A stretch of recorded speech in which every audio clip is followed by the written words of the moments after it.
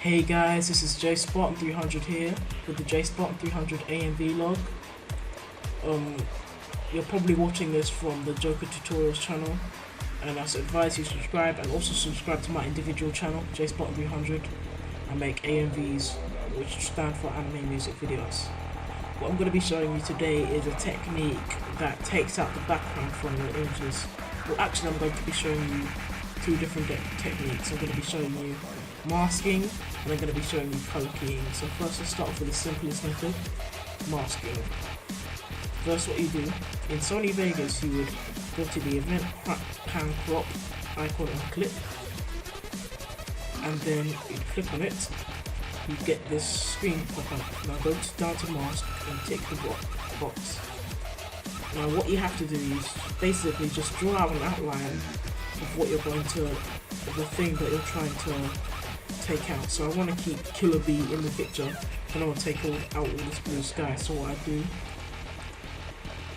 I'm doing it very messily because it's a tutorial, saving time. I just go around the character, keep clicking, and I keep going around and around until the thing, and then I link it up with the first point, and then you have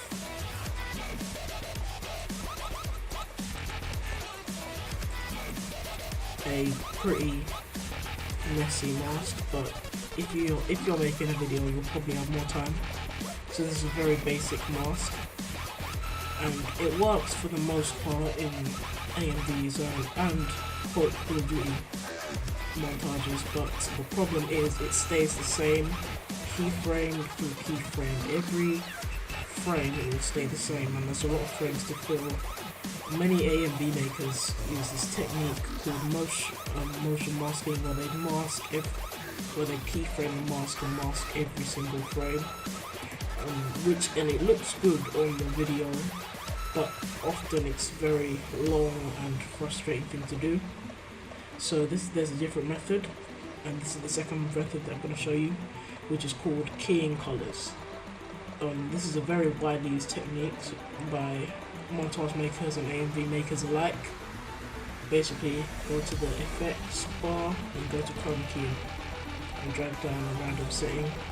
Luckily I dragged down the blue screen. This basically takes out all the blue.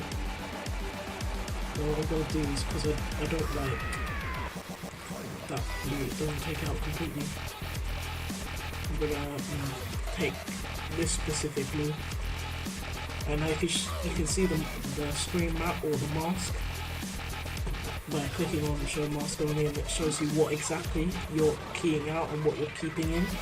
All the parts that you're keeping in should be white, and all the parts that aren't there are grey, and all the parts that aren't there are black, and the parts that you're sort of keeping in are grey.